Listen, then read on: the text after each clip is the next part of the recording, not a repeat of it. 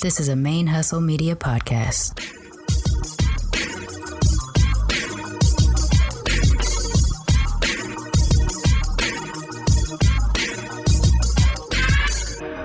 Hello and welcome to the show.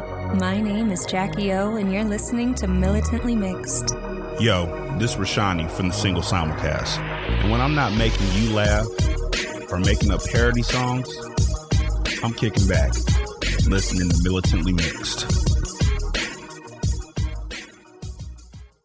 I would like to acknowledge that the Militantly Mixed podcast is recorded on the traditional lands of the Karankawa people, and I wish to pay my respects to the people of that nation, both past and present. Hey y'all, welcome to Militantly Mixed, the podcast about race and identity from the mixed race perspective. I am your host, Charmaine, aka Mixed Girl Maine. I have to admit, I've been feeling a kind of way about my moniker lately, Mixed Girl Maine. One, because I'm a little bit old to be calling myself girl. Two, I got stuck with it because of branding early on, and I did like it for a time, but with all of my gender fluidity issues and things that I've been working through the last couple of years, there's times when it has bothered me, and it's kind of bothering me right now. I haven't decided what I feel about it. I got a lot of nicknames, though. Not everyone you get used on the show. I might be switching over to something else soon down the road. Maybe just Mixed Maine. Maybe that. Let's just go with that for now. The Blasian Blurred, METHOD, Maine. Something like that. Anyways, it's your Maine. And I have to apologize at the top of this episode. I was planning on having a guest for this episode, but unfortunately, the person that I was planning on speaking to for this episode has been under the weather, and I haven't been able to meet with them. So I'm going to push them to another time after they recover. The other part is that I have been planning on reaching out to the people that are on the Be a Guest of Militantly Mixed list, which now is quite long, because I actually haven't been able to touch it in many, many months with all my hiatuses this past year, prepping for the move and COVID and all the craziness. So there's some folks that are from 2020 that I still need to reach out to and get them scheduled. I just haven't had time over the last couple of weeks. It has been a very busy couple of weeks. So I do have some updates I want to give y'all from my intro of last episode. And then what I want to focus on today for this episode is something that I've been doing on my own in secret that I was going to be documenting through the show. But I haven't started talking about it yet. And I just got like a big punch in the face emotionally as a result of this project that I'm working on. So I'm gonna start sharing it with you on today's episode. But before we get into that, a couple of the updates from last episode. I let y'all know that I had finally gotten myself settled into Houston, and we had been existing at my comic book shop, Coast Cosmos, at a pop-up space in this perfect corner, Emancipation, Elgin, in the 3rd Ward of Houston. But that building is being remodeled soon, and it's going to be something different, and it's not available to us. But thankfully, I want to say maybe a day after I recorded, maybe a day or two after I recorded the last episode's intro, we've been granted a space that will carry us from September 1st through December 31st that has been provided to us by Project Row Houses. And Project Row Houses is an organization here in the 3rd Ward of Houston, a nonprofit. And from their website, I'll just read their description because it's easier than me explaining it myself. Project Row Houses is a community platform that enriches lives through art with an emphasis on cultural identity and its impact on urban landscape.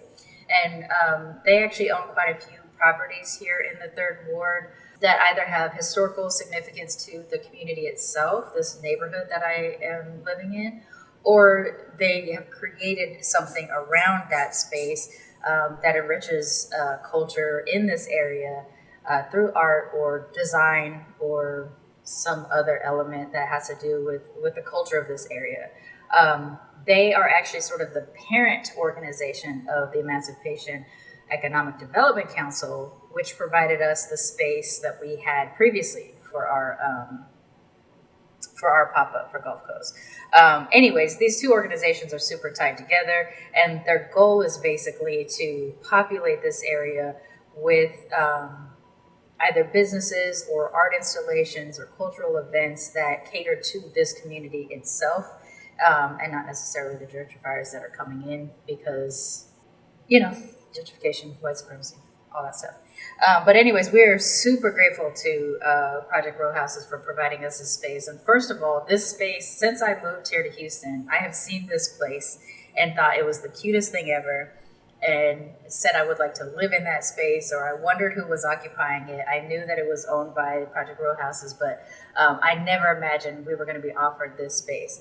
And it is essentially a tiny home that was built by Rice University students for like a green decathlon. It was sort of like an energy decathlon, I think is what it's called. It's an event that happens in DC every year, and it was gifted to Project Row Houses from Rice University. It's a 14 by 40 foot aluminum building. It's called the Zero House, ROW, Zero House, because it is gifted to Project Row Houses and because it offers a zero carbon footprint. So the power is provided by solar power. It's got two cute spaces that we can use for our comic book shop area, and the kitchen in the middle and bathroom and everything like that. So it is actually meant to function as a tiny home. But there are a few tiny homes that are owned by Project Row Houses that are used as businesses. And we got one that not only is like my favorite aesthetic, like industrial, green industrial, but it's really good for what we need right now. And we'll have this space for the next 4 months without having to worry about when we can operate and how we can operate and things like that. It's such a relief. So I'm really excited. The downside is that the location that I talked about in the episode a couple weeks ago, the dream location, we just didn't get it. We found out like pretty much the day that I recorded or the next day that I recorded as well. So it was basically the same day that I found out we didn't get that space, we also found out we got this space. So it was pretty, it was an up and down kind of day, or a down and up kind of day, I guess. We're really excited about having this space. I have some pictures of it on the Gulf Coast Cosmos social media, GCC Comics, where you can check out there. And luckily, from what we have received so far in the GoFundMe, we have been able to purchase some of the materials and furniture that we will be using in that space, which has been a lifesaver. We still have our GoFundMe open though, because we still have to raise funds for our future permanent space. But this space has given us a breathing room for the next 4 months to be able to prepare for whatever will be our final location here in the Third Ward. But it's just been great. So stay tuned to the social media and the links that I'll provide if you want to check in on that business and sort of what I'm doing when I'm not doing the show and when I'm not at my day job, which unfortunately I still have to work a day job for a little while until we can start making enough money with the comic book shop. But that's the way you start a business. It takes a couple years. So we hit about 29% of our goal for our GoFundMe, and for our initial goal. And that initial goal was tied to that dream location, but now we're just reverting those funds to what we need now to keep us going. And I'm just gonna keep pushing that GoFundMe. My business partner and I will keep pushing that GoFundMe until we can fund our permanent location, in addition to other outlets that we're trying, loans and grants and things like that. Okay, so that's the comic books news. And now here is what I've been working on. So, for those of you who are probably newer to the show, you may not have even heard an episode where I've referenced this before, but it's something that I have talked about on and off throughout the history of the show, especially in the first year of it, of my plans and intentions to do eventually pilgrimage trips to country of origins for my ancestry and stuff like that, and that the difficulty with the Black side of my family is where our information ends and how we can trace us back to the continent. And the way that I've sort of gone about that is, while my family does have a lot of records dating back to near the end of the 1800s, we don't know what ship we came on. We don't necessarily know where exactly we were taken from, but through the African ancestry DNA test, so not the ancestry.com, but African ancestry, we were able to discover that our country of origin is what is now considered Gabon, and we are from 3 different tribes from that is occupying that area that is now known as Gabon. The Atike, which is the current ruling ethnic class, the Sogo, and the Koda people. And of those 3 tribes, in the research that I've done over the last few years, I have a certain affinity for the Koda people specifically because there's things that I've seen either in my life or in my family that ties back to the traditions of that particular tribe. And so that's sort of where my energy is thrown towards in terms of my own personal ancestry and my search for the history. And so the relief that I feel, and this is a 3-year journey at this point, the relief that I feel, actually 3 years exactly, because I got my results back in July of 2018. Yeah, 2018. Is that in the past, Africa was always just an idea of a place that my family could be from. It was a whole continent. Where could we be from?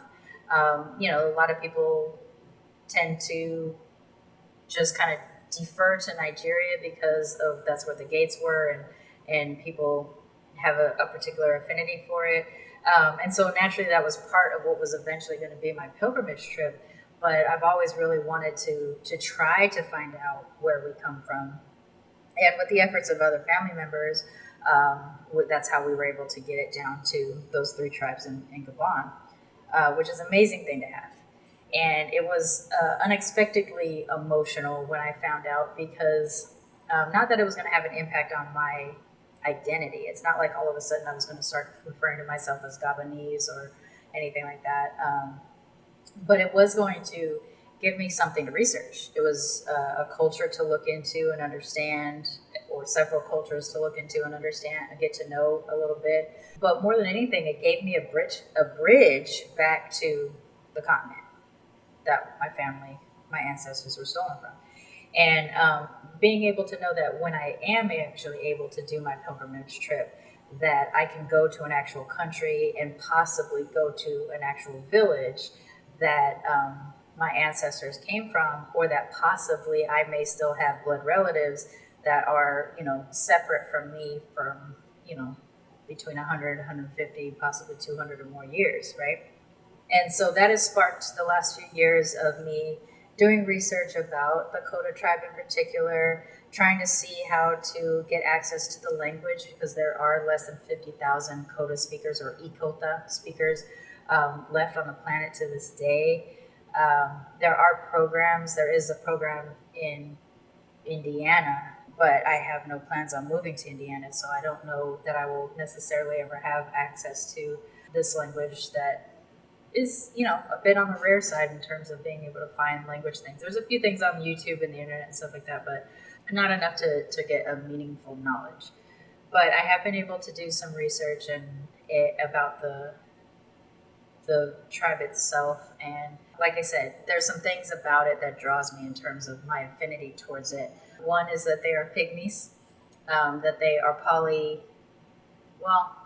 I guess it's fair to say that they're polygamous tribe. And while I am a polyamorous person, I am not a polygamist.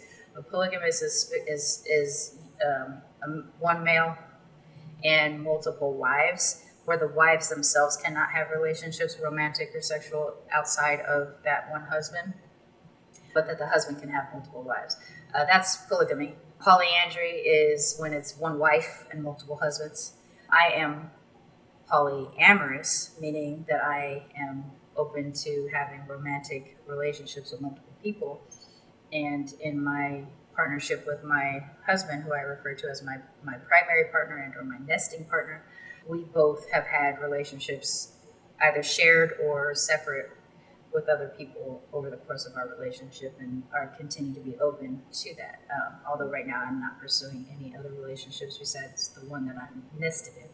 But it was interesting to find out that I come from a tribe of people who have at least something poly-related in in their tribal identity. And also the pygmy thing answered a lot of questions, because I always wondered why my family's build, like physical build, was so different from other Black folks that I grew up around.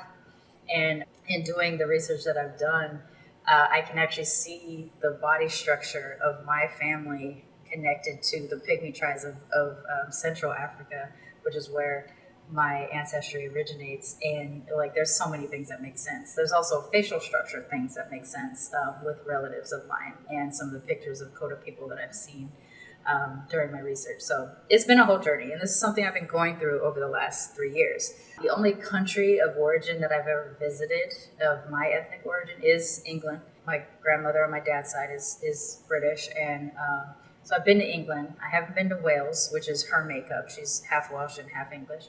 I haven't been to Japan, which is my other grandmother. And my paternal grandfather is from the U.S., but also his ancestry has been here since the early 1700s, somewhere around 1709 or 1711.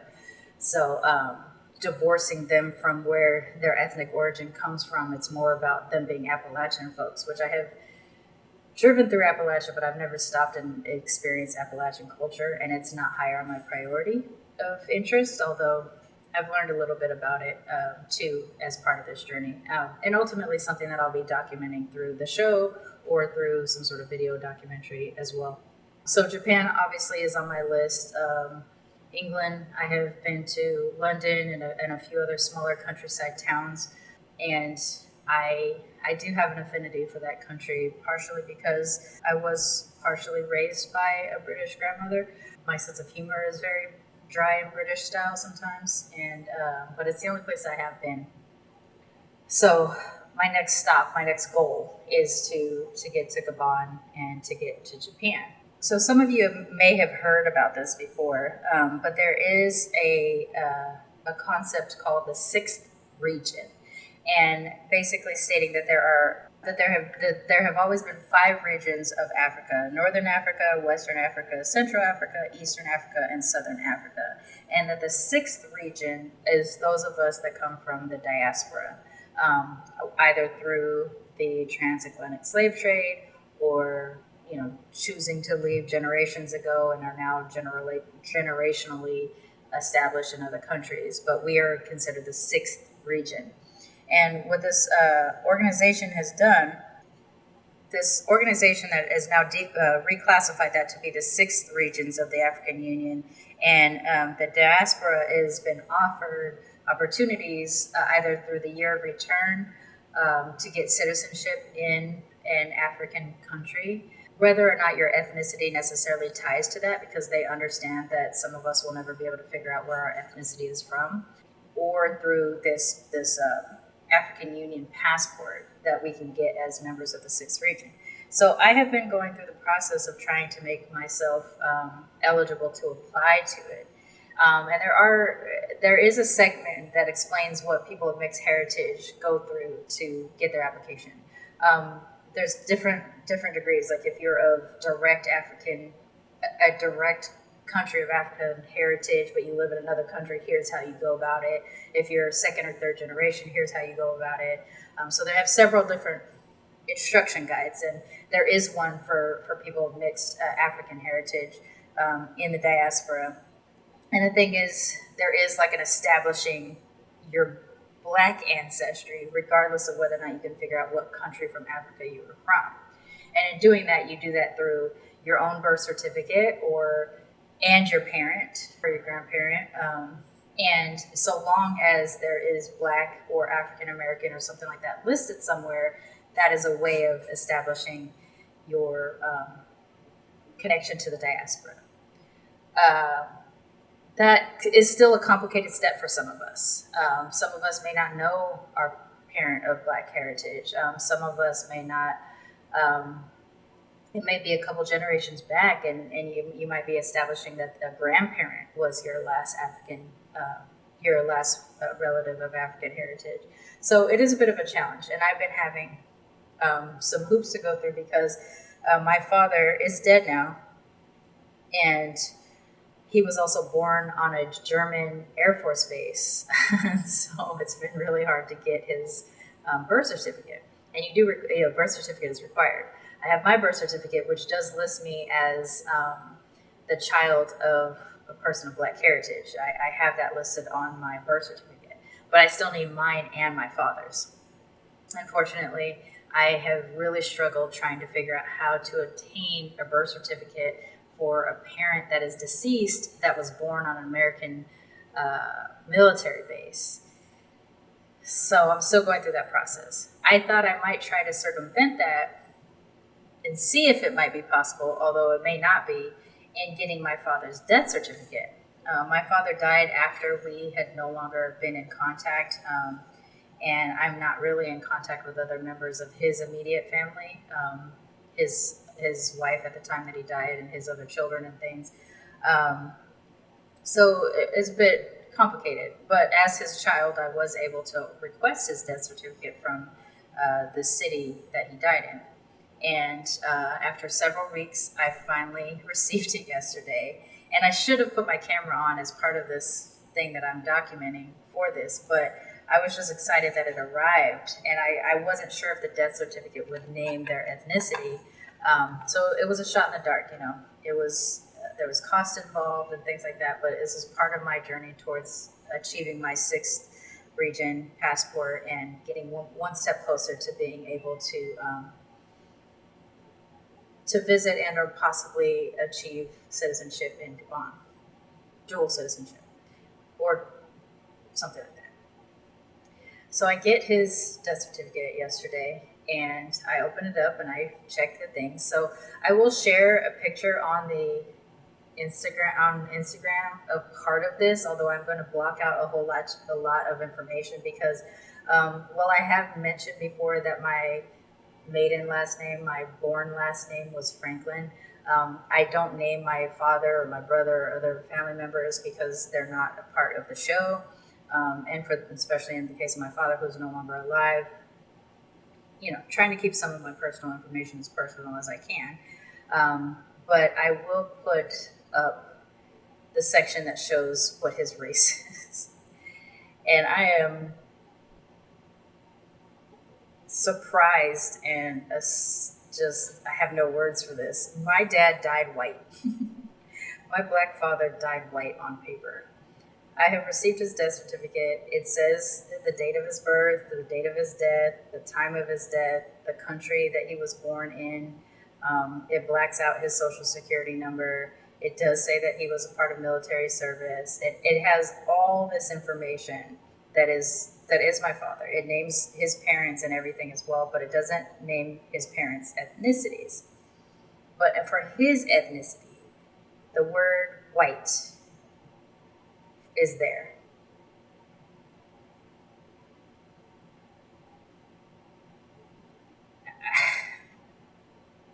I'm looking at it right now too. Even though I've seen it a couple of times since yesterday, I don't know how this happened. Because I wasn't a part of his life at the time of his death, for my own protection, I wasn't a part of submitting information to the death certificate, so I don't know if this is something that my stepmother did, his wife at the time of his death, if it's something the coroner did. I have no idea. If it's just because he was born in Germany that they assumed he was.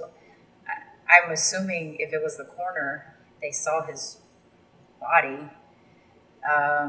He was racially Black. He was ethnically Welsh, English, and Black American, but he was racially Black. And in the same way that I don't have a race because I'm too ambiguous to pinpoint, I list my ethnic groups because I don't have a race category. My dad had a race category, and that was Black. But on paper, he died white. And if I can't figure out how to either update this correctly or find his birth certificate, or hopefully there's some military records that will prove his identity so that I can use that for my application, then my journey ends in terms of trying to obtain the 6th region passport and or future citizenship, if that's the path that I choose when I do my pilgrimage.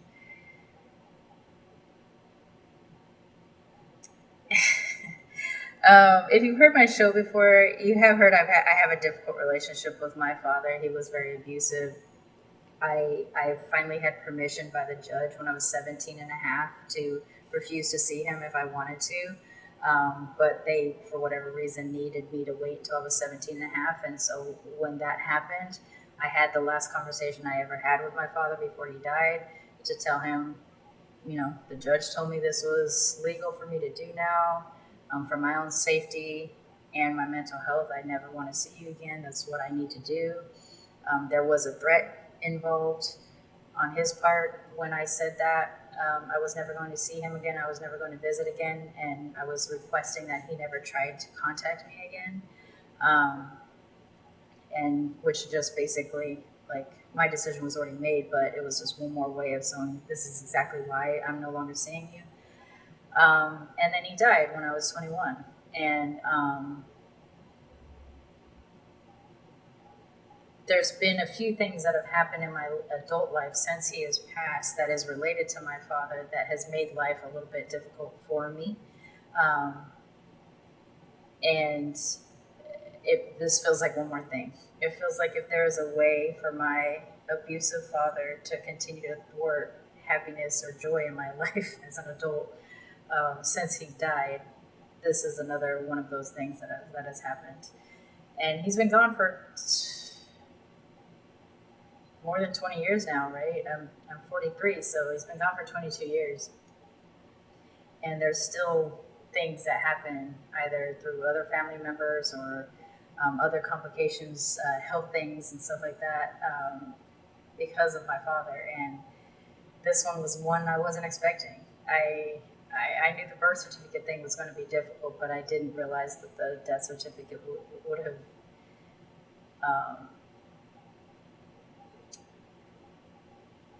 misraced him, if that's even a term.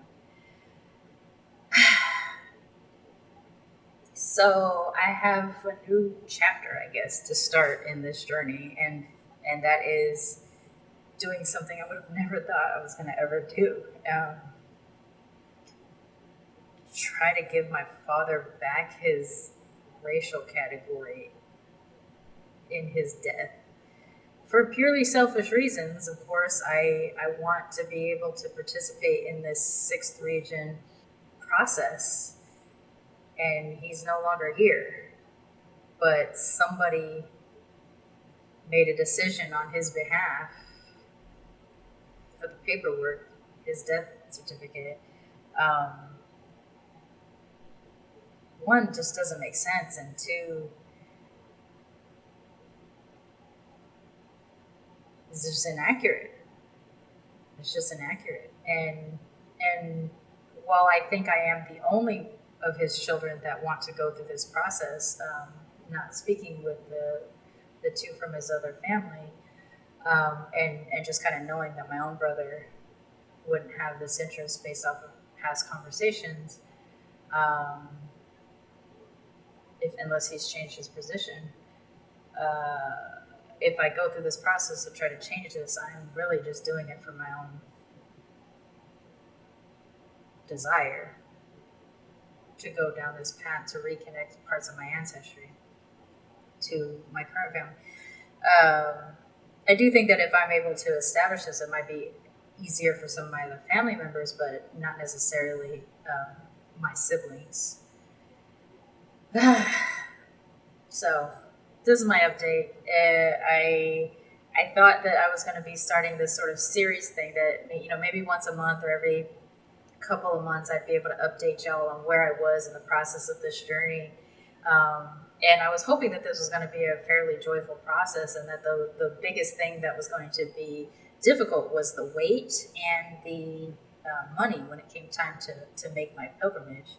But now, it's already taken me this long to find out that my father died white on paper. And now I got to try to figure out how to go through this part of the journey so that I can establish who my parent was and what their race and ethnicities were, perhaps even stretching it to my grandfather as well, and then, who has also passed, and then be able to go through this process. So I may have tacked on another year to this process. Yeah, the worst part of it for me, honestly, the personal side of it, is just that how much more my dad has to be on my mind right now when I've spent so much of my adult life trying to not forget or block, but to just live without the threat of him dominating my life anymore. Which, to be honest, has happened even after his death.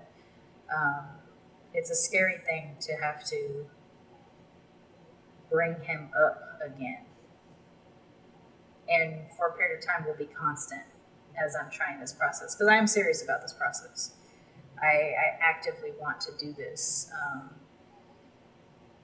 For me, I'll talk about it on the show, but it's not a thing for the show. It's not an activity I'm doing for the show, but it is something for my own personal life. It's part of my research for the book that I'm working on. And yep. So anyways, like I said, I will release a partial redacted photo of what I'm dealing with on this certificate. And like I said, because it's not just me, I do have siblings, and whether or not we are in communication, I don't have a consensus across the board of whether or not they're comfortable with me sharing information about our shared father. So I am redacting most of the information, but I'm at least going to put a post up to show what had the biggest impact on me. And yeah, that's it. That's just part of it. That's the first real, I guess it's probably the second part of me talking about this. The first part was the DNA episode, which was episode 7 from 2018, in which I do talk about the start of my plan for this, and why 3 years have gone by since I've gotten this far is, well, 3 years ago, I didn't know about the 6th region as being an option because I don't think it quite was yet. The year of return information started happening after that, as far as I got access to. And it's been since then that I've been kind of piecing bits and pieces together. I've been mostly researching the tribes that I've been from than actively trying to plan, because I knew I was several years away from being able to actually take a trip. And I wanted to be as informed as I could be before. And then in the last 6 months, I discovered this opportunity with the 6th region, and have been exploring that. So I haven't felt like I had anything meaty enough to really discuss on the show until now. And man, it's a blow. I mean, to talk about like how weird things, even someone who calls themselves Mixed Girl Maine and has a militantly mixed podcast, to how something so weird and small can invalidate my racial identity. It's not like it invalidates necessarily my racial identity, but it is invalidating in a weird way. I don't know how to describe how it feels, but to see that would be like, my first question is, how do I prove, besides photographs, how do I prove my dad was my dad if the man on this paper doesn't match the man that was the actual person? How do you prove your heritage when your parent is gone? And then it has me asking myself the question too, would I have gone to talk to him if he was still alive because I wanted to do this? And would I be beholden to him in some weird kind of way because I would have made that decision, if I would have made that decision to do it? That's a question that I don't need to be answered, but of course it's something that I asked myself, which has sent me into a different kind of turmoil related to my comfort about being around my dad or having my dad in my life, even though he's been dead for 22 years. The fear that popped up was surprising because I thought a lot of that was gone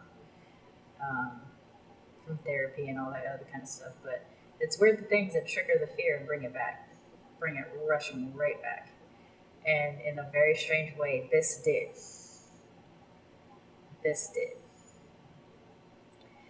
Because there's nobody in my family that I can go to necessarily that could help this. the people that are still alive, some of the people, I'll make it more accurate.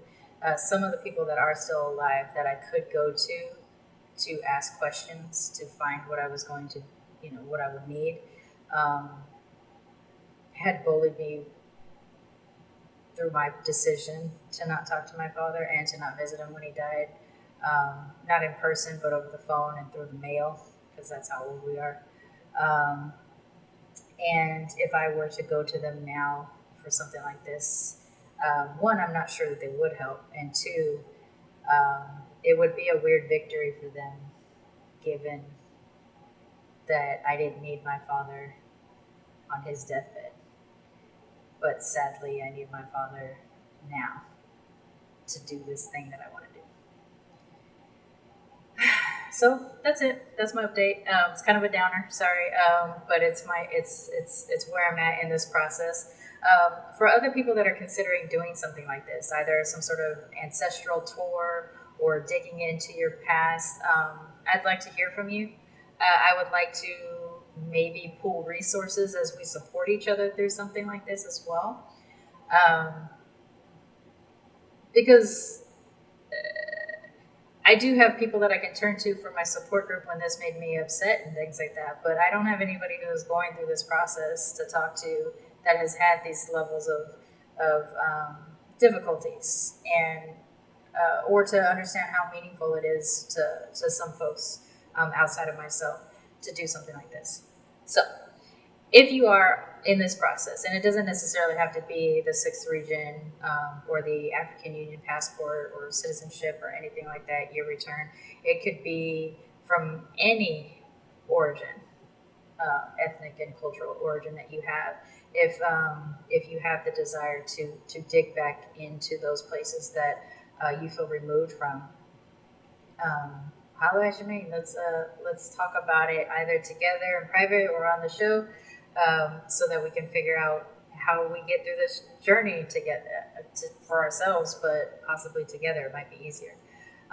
And as just a personal request, if there's anybody out there that knows how to obtain a birth certificate for a deceased member of the military, if they were born on an international Air Force base, please let me know, because even the military website itself is very unclear on the process to go about doing that, especially if you are the child of the deceased. That's been the toughest part about it. My email address is charmaine@militantlymix.com. That's S as in Sam, HAR, M as in Mary, A, N as in Nancy, E, @militantlymix.com. And of course, you can follow me on social media, on Twitter and Instagram @militantlymixed, and on Facebook, facebook.com/militantlymixed. And of course, we have the private group on Facebook as well, which you do have to request and join and fill out a question to get into that group. But that's it for now. I will try to come back with a guest 2 weeks from now. The show will be bi-weekly, at least for the next few months, probably through the end of the year. But I will keep trying to update y'all on this journey as it happens. It may be months apart when I do those, so it's not a proper series. But we'll see what happens. All right. Don't forget to be your mixed ass selves, y'all. Bye.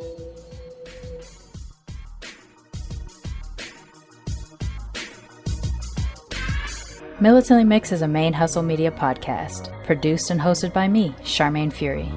Music is by David Bogan the One. You can follow us on social media on Twitter, Instagram, and Facebook @Militantly Mixed. If you'd like to become a sponsor of Militantly Mixed, please go to patreon.com/militantlymixed for monthly sponsorship, or paypal.me/militantlymixed for a one-time only donation. And if you like what you hear on Militantly Mixed, please subscribe, rate, and review on iTunes or wherever you listen to podcasts. And don't forget to be your mixed ass self. ManeHustle Media. Turn your side hustle into your main hustle.